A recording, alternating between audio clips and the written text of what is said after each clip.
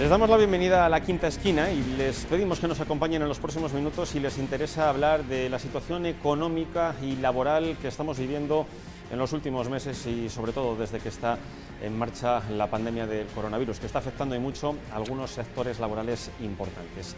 Antes de presentarles a nuestro invitado de hoy, les voy a presentar a los dos contertulios que me acompañan. Felipe Ramos, subdirector del diario de Valladolid El Mundo. Felipe, bienvenido a La Quinta Esquina. Hola, buenas noches.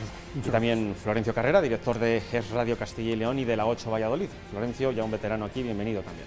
Encantado, buenas noches. Y yo les decía que íbamos a hablar mucho de economía, de trabajo, de la situación del empleo y también del paro, porque el invitado hoy en La Quinta Esquina es Vicente Andrés, secretario general del sindicato Comisiones Obreras en Castilla y León. Vicente Andrés, también bienvenido a La Quinta Esquina.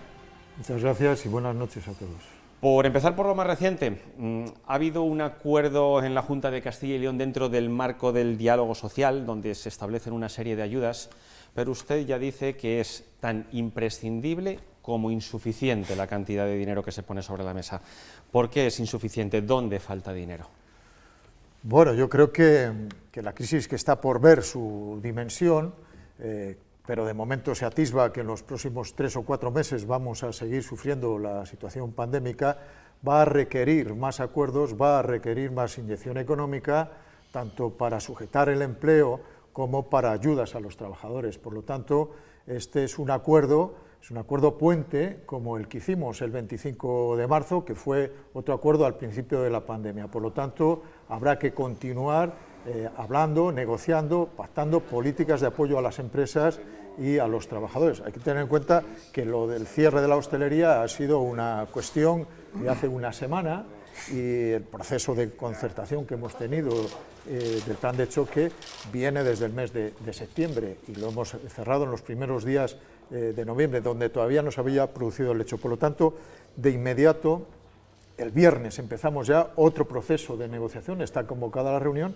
para acometer en profundidad todo lo que está afectando ahora al sector, fundamentalmente de la hostelería y también del comercio y otros sectores. Y eso hay que hacerlo también estructurando bien las ayudas, porque va a haber del Estado, va a haber de la comunidad autónoma, va a haber de los ayuntamientos para las empresas de la hostelería, que son las nuestras, que son las pequeñas, son las que no tienen reservas, son las que hay que ayudar porque genera mucho empleo y mucha actividad. Entonces, eso empezaremos a partir de este momento y por eso era un acuerdo para hoy, pero que tenemos que seguir negociando. Y hablando en dinero, ¿cuánto más hace falta? Porque este acuerdo creo que son algo más de 80 millones de euros. ¿Cuánto más cree que hace falta? Eso está por ver. No es lo mismo el cierre de la hostelería y del comercio 15 días que vaya a 2 meses. Evidentemente, hasta que la contingencia no se produzca y no sepamos el alcance, no podemos hacer una estimación. Pero lo que está claro es que hay que empezar a articular ya el proceso de negociación para, una vez dimensionados los daños, el poder poner el dinero suficiente encima de la mesa. Es necesaria la intervención pública. Lo público se hace imprescindible para afrontar esta crisis. Se está demostrando que con esa intervención el empleo se está sujetando, se está manteniendo. Los ERTE a nivel estatal están suponiendo un muro de contención claro, reteniendo el empleo. Si miramos los datos, en Castilla y León, la crisis del año 2013, hubo una caída del PIB del 9%. Y, sin embargo, del desempleo en aquellos momentos fue del 19%. Ahora, el 15%, perdón. Ahora el PIB ha caído de forma estrepitosa. Creo que estamos exactamente en el 19% la caída desde el inicio de la crisis y, sin embargo, el empleo solo ha caído el 5%. Es decir, hay otra forma de afrontar la crisis con la intervención pública. Frente a la anterior crisis, que lo que era recortes, austeridad, desempleo masivo. Por lo tanto, está claro que tiene que haber una intervención pública permanente, ayudas a las empresas y a los trabajadores, porque sin empresas no hay actividad y el país entra en una espiral lógicamente imparable. Felipe. Pero mire, dando por positivo este acuerdo que acaban de cerrar de casi 83 millones de euros y esos 21 millones de euros para la hostelería, el Partido Socialista, por ejemplo, plantea que sean 40 millones de euros. No sé si estaría más cerca de esa cifra usted, en los 40 millones de euros, o si habría que llegar a esa cifra de 40 millones de euros, pero más allá de eso, le planteo, ¿cuándo van a recibir las ayudas la gente? Porque aquí lo importante es saber cuándo van a llegar esas ayudas, porque planes han firmado ustedes muchos, pero por ejemplo ayer se manifestaba la hostelería y le decían al gobierno que todavía llevaban sin cobrar ERTES desde el mes de marzo. Por ejemplo, aquí en Castilla y León, esas ayudas compensatorias que la Consejería de Empleo había fijado para los ERTES en Castilla y León, no es que no estén, es que no se les espera en un horizonte. ¿Cuándo se va a poder concretar esas ayudas para la gente que los necesita, la hostelería, el comercio, etcétera? Porque están muy bien los planes, pero si no llegan... Hombre, la pregunta va más dirigida a la Administración que pero en el diálogo social a nuestro sindicato, ¿no? A Comisiones Obreras. Están todos. Nosotros estamos exigiendo a la Administración que es tan importante los acuerdos como que se cumplan de forma inmediata, porque si no pierden vigencia, porque la gente necesita las ayudas. Las trabajadoras y los trabajadores que han estado en ERTE, que han estado cobrando, ingresando en su casa 500, 600, 700 euros, esas 200 y pico euros que van a tener por haber estado en ERTES, les hicieron falta en ese momento y han tenido que ir a las ayudas familiares y en algunos casos hasta a los comedores públicos, ¿no? Y por tanto, nosotros urgimos que las ayudas se tienen que dar pronto y la Administración es en este caso la responsable de que no se produzcan. Pero insisto que es una exigencia que en las mesas de negociación estamos haciendo siempre, que las ayudas lleguen bien y pronto, porque si no, si llegan tarde, no valen para nada. Van a quedar ahora fuera de los ERTES de este verano unas 35.000 personas, que esa es la gran preocupación que tenemos nosotros, es que a esos no les va a llegar ni tarde, es que no les va a llegar. Gente que ha ingresado en sus casas 600, 700 euros en estos meses de ERTES. Eso yo creo que el Gobierno debería de reflexionar y esos que estuvieron en esas colas esperando a poder solicitar esa ayuda que al final no la van a tener, yo creo que el Gobierno, y ayer se lo dijimos, debe de reflexionar, los fondos que han puesto no son suficientes y deben ampliarlo para que las familias con más necesidades tengan esas ayudas. Bueno, decía Felipe que de los 82 millones que han firmado en el plan de empleo ayer con la Junta, 21 son para hostelería y turismo, que son sectores importantes en la economía y los autónomos de esta comunidad. Si se doblara esa cantidad, trasladado eso al número de autónomos que hay en la comunidad, sería pasar de 80 a 90 euros, que es lo que estiman ellos que les tocaría, si llega el dinero, a 180. Con eso no hay una solución. ¿Cuál es la solución, según ustedes? Evidentemente esas ayudas por sí solas no serán suficientes para poder sujetar a estas empresas que no tienen reserva. Hay otras grandes empresas multinacionales que tienen reservas, estas no.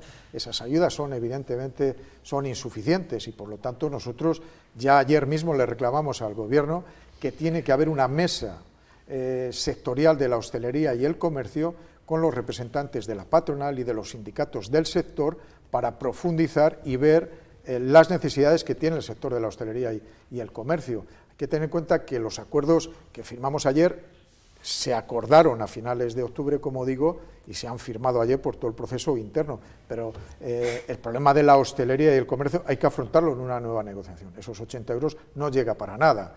Ahora es verdad que los trabajadores irán a los ERTES, al ser ERTES en este caso por fuerza mayor, van a estar exentos de cotización a la seguridad social, pero los hosteleros tienen que pagar las rentas del alquiler o pagar los créditos por la adquisición de los locales y tal.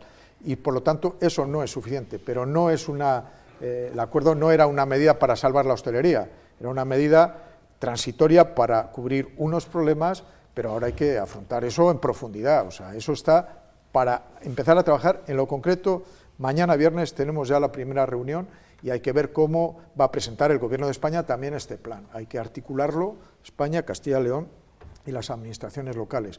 El pequeño comercio y la hostelería necesitan ayuda. El secretario general de Comisiones Obreras de Castilla y León ve la salida a corto, a medio, o no ve la salida, digo, económica, global, sanitaria. Bueno, sanitaria y en paralelo irá la económica. Bueno, hombre... porque se va a acabar el oxígeno, como usted dice, para mucha gente, trabajadores y para las empresas, que al final son las que dan trabajo. Bueno, el comportamiento de la economía no está siendo, como decía antes en la entrada, no está siendo mal del todo, hasta ahora. Habrá que ver qué consecuencias tiene, qué impacto tiene esto de la hostelería, está por determinar, ¿no? Pero en lo general ha habido en el tercer trimestre, como hemos visto, el PIB ha subido un 17%, lo cual ha recuperado parte de la caída que se ha producido desde febrero hasta ahora. El empleo no ha caído demasiado, ¿no? Ha habido en Castilla y León 22.000 personas más desempleadas, es decir, esto comparado con la anterior crisis hubiera sido 120.000 empleos. Parece que las políticas que estamos haciendo de ERTEs y de apoyo a las empresas están sujetando la economía. ¿Qué aguante tiene esto si se alarga 8 meses más? Bueno, yo tampoco puedo predecir lo que puede pasar, pero en principio está claro que la intervención pública se hace necesario. Pero en cualquier caso, lo primero, para sujetar la economía hay que controlar el virus, hay que controlar la pandemia, hay que controlar lo sanitario. Hacer el equilibrio entre lo económico y lo sanitario es difícil. Lo primero es parar esta espiral, que esto va a una velocidad imparable y, bueno, daban los datos ayer, creo que en Estados Unidos, 200.000 contagiados en un día. Esto es una locura. Los países europeos están sufriendo las consecuencias igual que en España, Castilla y León. Esto, desde luego, estamos en un momento trascendental para la humanidad y para la salud y para la economía. Señor Vicente Andrés, una cuestión. Dentro de ese equilibrio difícil que dice entre sanidad y economía, aquí en Castilla y León principalmente las medidas sanitarias las estamos conociendo a través de Francisco Igea y de Verónica Casado, los consejeros de la Junta de Castilla y León, que son quienes nos transmiten todas estas medidas. ¿Usted cree que la hostelería está siendo la pagana de todas estas medidas? Es decir, ¿están siendo especialmente sangrantes con las medidas que repercuten en la hostelería cuando otros sectores no están sufriendo en sus carnes tan directamente esas medidas? Bueno, yo supongo que esas decisiones son decisiones tomadas sobre una base científica, sobre una base sanitaria, ¿no? Como sindicato cuestionar las decisiones que las autoridades sanitarias dicen, bueno, me parecería un poco atrevido, ¿no? Tanto las de España como las de Castilla y León, ¿no? Cuando el gobierno tomó la decisión de hacer un confinamiento en todo el Estado, como ahora lo están haciendo en muchos países de Europa, que son ya 4 o 5, pues nosotros no vamos a cuestionar esas decisiones. Y aquí en Castilla y León las decisiones tomadas por el gobierno, que supongo que será del gobierno en su conjunto, no solo de una parte, en este caso pequeña del gobierno, pues serán decisiones tomadas sobre la base científica y sobre la base sanitaria. Y eso nosotros no lo vamos a cuestionar. Lo que sí que decimos es que si esas decisiones que se toman tienen una grave repercusión a la economía, hay que protegerlas, y hay que protegerlas con presupuesto y con gasto público. No hay otra manera. El pequeño comercio y la hostelería no tienen reservas y tiene que haber dinero público. Lo público se ha presentado como la solución a esta gran crisis sanitaria y económica. Bueno, como solución, se está en ello, vamos. Usted sabe que aquí en Castilla y León se estaba proyectando, todavía no está en ello, una especie de confinamiento un poco distinto al que ya tuvimos en primavera, un confinamiento un poco más selectivo, donde se permitiría a la gente poder ir a trabajar, cosa que en marzo y en abril a mucha gente no se le permitió, directamente fue confinamiento en casa y ya está. ¿Ustedes como sindicato le han sugerido a la Junta de Castilla y León que optara por este tipo de confinamiento si hay que volver a llegar a un confinamiento? Es decir, que no cierren los trabajos. No, nosotros no aconsejamos a la Junta ni nuestra confederación al Gobierno de España de lo que hay que hacer en medidas sanitarias. Sería por nuestra parte un atrevimiento y un sindicato está para defender los intereses de los trabajadores y las trabajadoras, de las empresas, intereses de la economía. Sobre sanidad, quien tiene que actuar son los que saben y nosotros, en ese sentido, apoyar decididamente sobre las decisiones sanitarias, ¿no? Si el Gobierno de Castilla y León y el Gobierno de España llegan, y otras comunidades autónomas, como lo estamos viendo, llegan a tomar esas decisiones, se supone que son decisiones suficientemente maduradas, porque un cierre de la hostelería, como se ha hecho, trae unas consecuencias económicas importantes y supongo que las razones sanitarias hayan sido lo suficientemente de peso como para hacerlo. Pero insisto, a decisiones sanitarias tiene que ir acompañada de respaldo económico, de intervención pública, que es lo que toca en esta crisis frente a la del 2013, que todo era recortes, pobreza, miseria y algo que ha pasado a la historia como una parte negra de nuestra reciente historia. Usted hablaba antes, me decía que 35.000 castellanos y leoneses se van a quedar fuera de las ayudas de los ERTEs de este verano, y decía que le habían exigido al gobierno de la Junta que aumentara esa partida. ¿En cuánto habría que aumentar esa partida para que esos 35.000 castellanos y leoneses no se quedan fuera? Y después otra cuestión, dentro del plan de choque de empleo que firmaban ayer, se dice que este plan de choque, si no se aprobaran unos presupuestos, que parece ser que sí se van a aprobar, pero todavía no se ha aclarado si se van a aprobar hablo a nivel de Castilla y León, después podemos hablar de los del Estado, como le parecen, si bien o mal. En alguna de sus partidas necesitarían cuando menos una financiación externa para poder cubrirlas. Yo no sé si esas contingencias le preocupan o si le preocupa el que no pueda haber presupuestos, que algunas partidas se puedan poner en riesgo.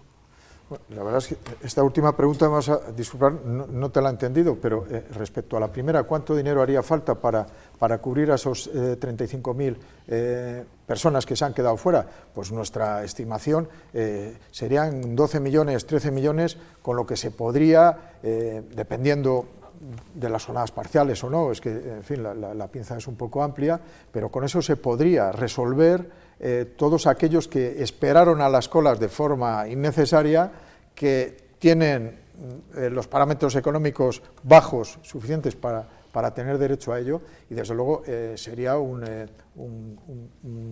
refuerzo para el consumo también de Castilla y León. Entonces, la estimación que, como digo, nosotros hacemos son en torno 10, 12, 15 millones, dependiendo de los parciales, y cubriría esa franja salarial baja que tiene esta comunidad autónoma de personas que fueron al desempleo por una causa de fuerza mayor.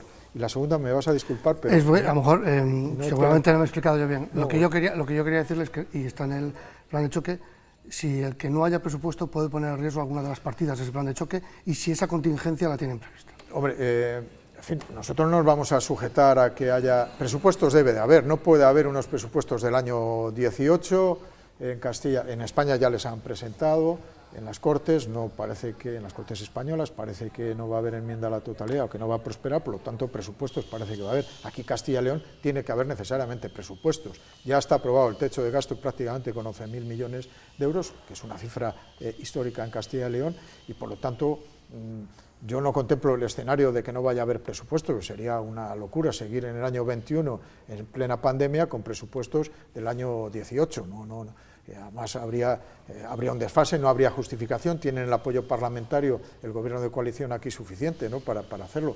Nosotros vamos a iniciar las negociaciones que mañana empieza, como decía, para estas nuevas contingencias que se han producido, sin tener los presupuestos aprobados, pues no están ni presentados, no podemos esperar, ¿no?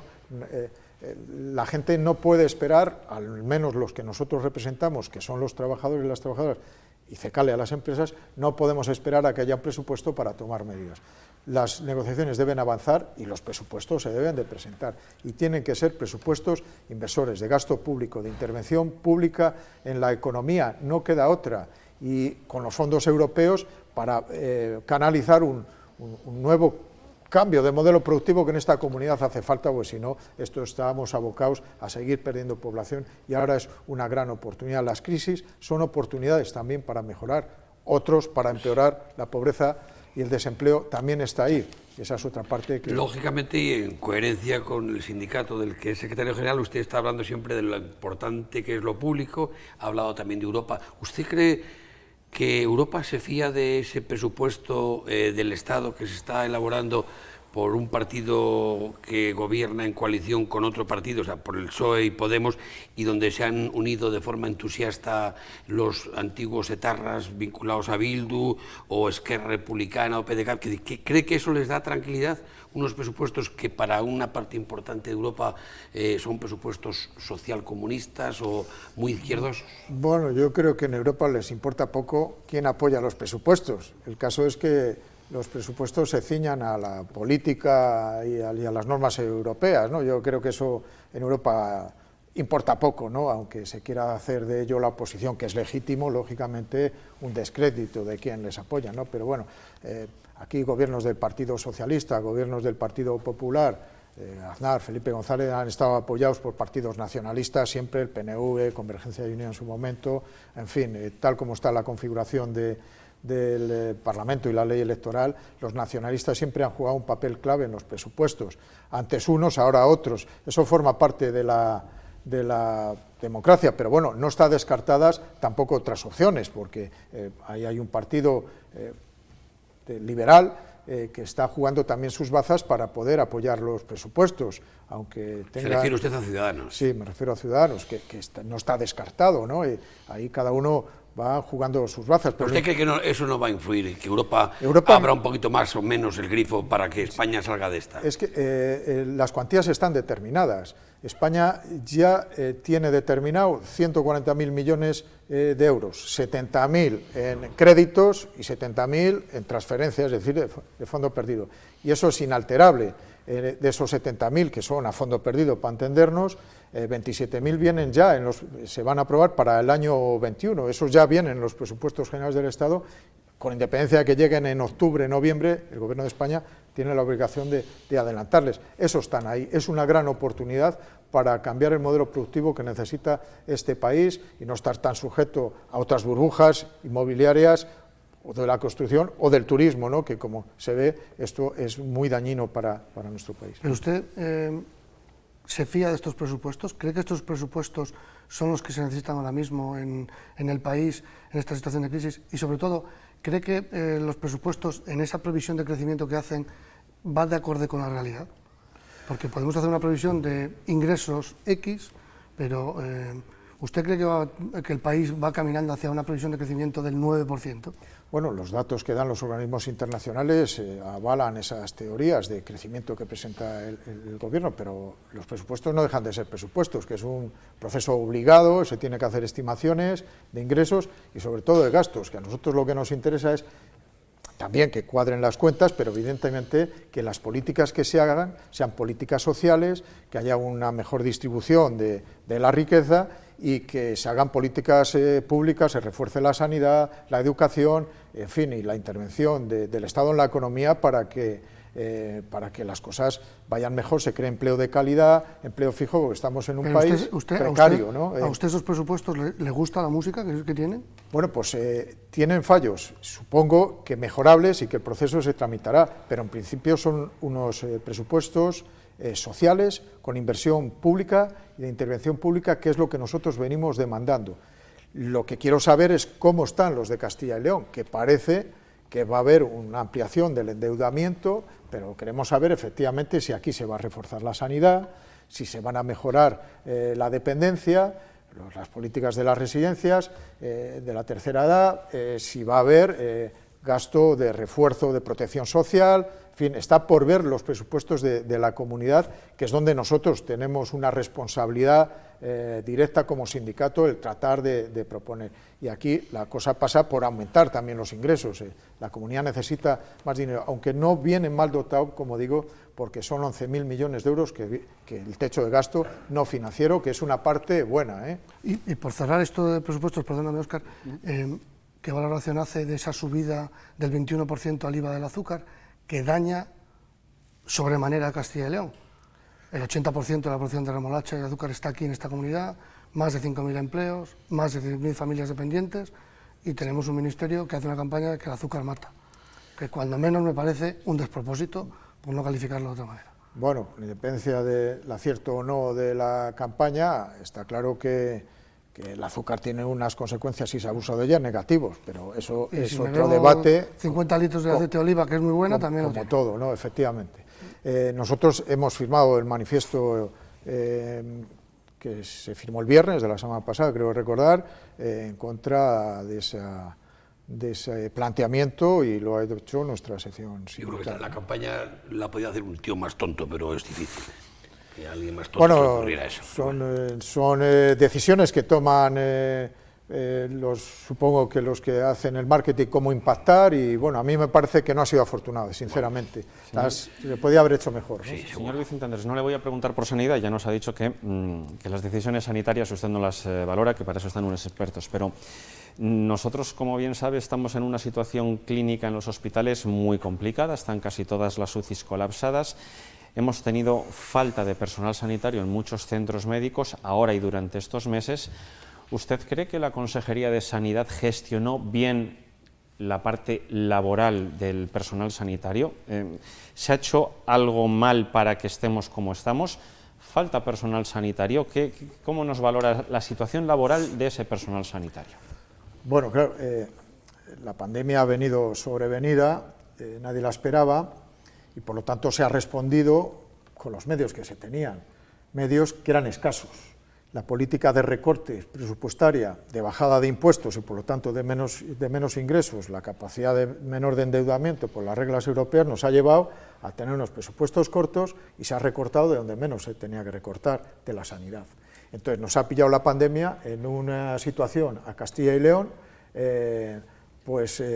muy baja en recursos laborales, muy baja en recursos económicos y con un modelo de futuro sanitario que nosotros no compartimos porque no se atiende bien la atención sanitaria en las zonas rurales, en fin, le ha pillado con unos presupuestos muy bajos. La capacidad de reacción, por lo tanto, si no se inyectan más fondos, si no se hace un proyecto, digamos, más sólido, Castilla y León va a tener de futuro un problema serio con la sanidad, porque los recortes del 2013 se empiezan a ver ahora, ¿no? Yo creo que la política laboral la tienen y también hay que ver otras cuestiones. El otro día salían los datos, se han graduado 800 enfermeras en Castilla y León, 500 se han ido fuera, 300 se han quedado aquí.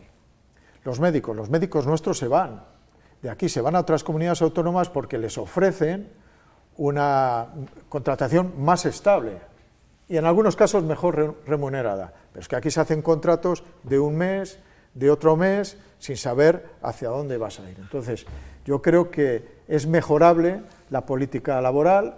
Ahora la propuesta que ha lanzado la Consejería estos días, que ha revuelto completamente a todos los sindicatos de Castilla y León, de todo color y procedencia, en contra de lo que la Consejería había planteado, que era la flexibilidad total de materia de jornadas, descansos y demás, a unos sanitarios que están absolutamente agotados. Parece que van a corregir ese decreto, ¿no? Yo creo que efectivamente falta mucha negociación, falta mucho acuerdo, y el tema de las relaciones laborales en la administración de la Junta de Castilla y León hay que resolverlas, porque si no los médicos se van, las enfermeras se van, los jóvenes se van porque buscan empleo en otros lados, ya más allá de la sanidad. Yo creo que se tiene que hacer una revisión. Es un punto de inflexión la pandemia para reconfigurar o reformular la sanidad, pero tiene que ser desde el pacto. No vale con una mayoría absoluta en las Cortes sacar un proyecto adelante. Y ahora vemos que uno de los principales partidos que apoyó el acuerdo de reconstrucción se va de la mesa. Bueno, pues eso queda cojo, cualquier proyecto. La sanidad requiere de un pacto de Estado de comunidad, pero no solo de los partidos, también los profesionales, las trabajadoras y los trabajadores tenemos mucho que decir. ¿Ha hecho mal el PSOE en irse de esa mesa? Bueno, son decisiones políticas, estrategias políticas que yo no voy a cuestionar, pero yo creo que el pacto por la sanidad tiene que superar a los partidos, con el PSOE, con Podemos, con UPL, no vale solo con ellos, tenemos que estar todos los demás. La sanidad requiere de un gran consenso, político, social, económico y de todo tipo, porque tenemos una comunidad autónoma muy extensa, con unas particularidades muy grandes, muy envejecidas, y ahora con todo el parón de todas las patologías que no son COVID, bueno, pues se están cronificando enfermedades que a medio y largo plazo va a pasar una gran factura a la sanidad, bueno, a las personas y a la sanidad. Para ir cerrando, Florencio. Sí, por ser suave, que no lo haya hecho bien el gobierno de España, teniendo a un filósofo de ministro de Sanidad, se puede hasta entender, pero en Castilla y León, teniendo a un todopoderoso vicepresidente médico y a una consejera de Sanidad, que es la mejor médico de familia del mundo, que no lo han hecho bien, no tendría perdón, ¿no? ¿Qué piensa usted?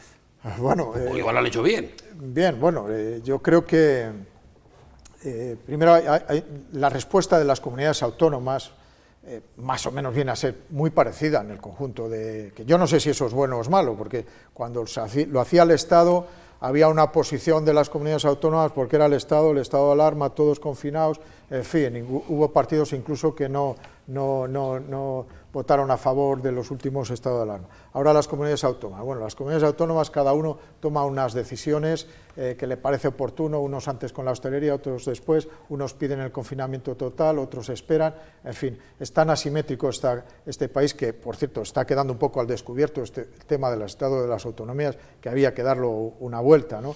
Y la comunidad que peor lo hacía, ahora es la que mejores datos tiene. Bueno, sí, eso parece, pero claro, eso soy, ayer no, hoy sí, pero veremos mañana cuáles son las consecuencias. A lo mejor está ¿Usted sembrando cree para que- un desastre de ¿Usted futuro, cree que la ¿no? pandemia ha venido a poner en entredicho el estado de las autonomías?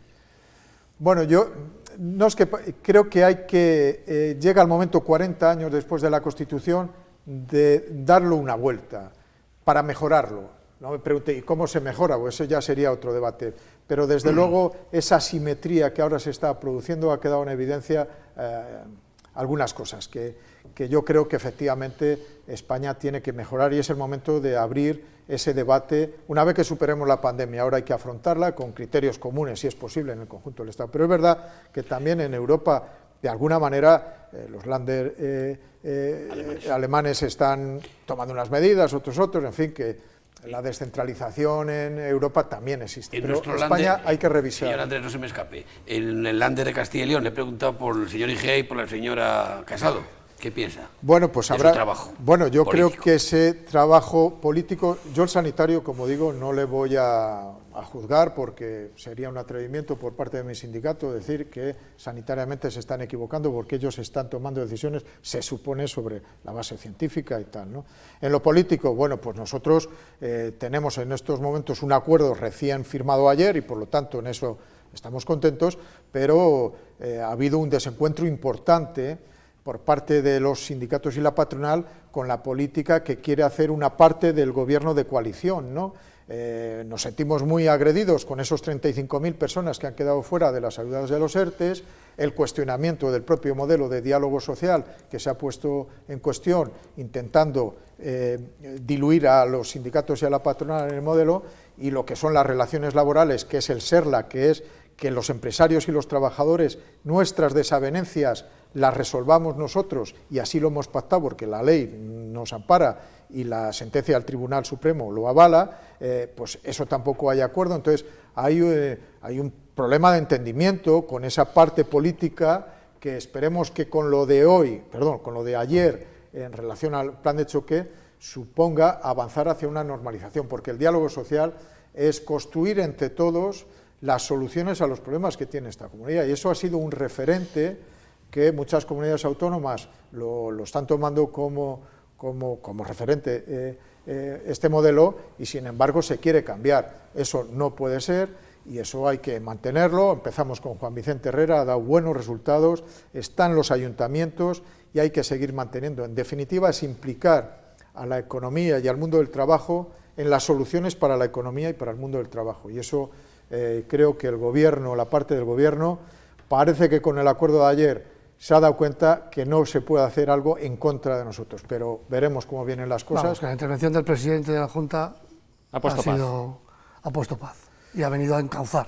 Bueno, a nosotros nos gustaría que el presidente de la Junta interviniera más sobre el tema del diálogo social, porque no es una cosa solo con las consejerías de Ciudadanos. El diálogo social es una forma de hacer en la comunidad y por lo tanto dejarlo solo en manos de una parte que ha hecho una campaña electoral con la idea de que esto no vale y que hay que cambiarlo cuando todo el mundo está de acuerdo, pues yo creo que una minoría no puede cambiar lo que opina una mayoría. Y luego el Grupo Parlamentario Popular y Ciudadanos en las Cortes de Castilla y León han venido a avalar la fórmula de diálogo social definida por la OIT, que en España se está practicando y que nosotros la tenemos aquí. Pero bueno, parece que con la firma de ayer se corrige eso y que se camina hacia una normalización y una aceptación de algo positivo para la comunidad. Esperemos que sea ese el camino. Pues llegó el momento de despedir esta sesión de La Quinta Esquina. Felipe Ramos y Florencio Carrera, gracias por vuestra participación una semana más. Muchas gracias, buenas noches.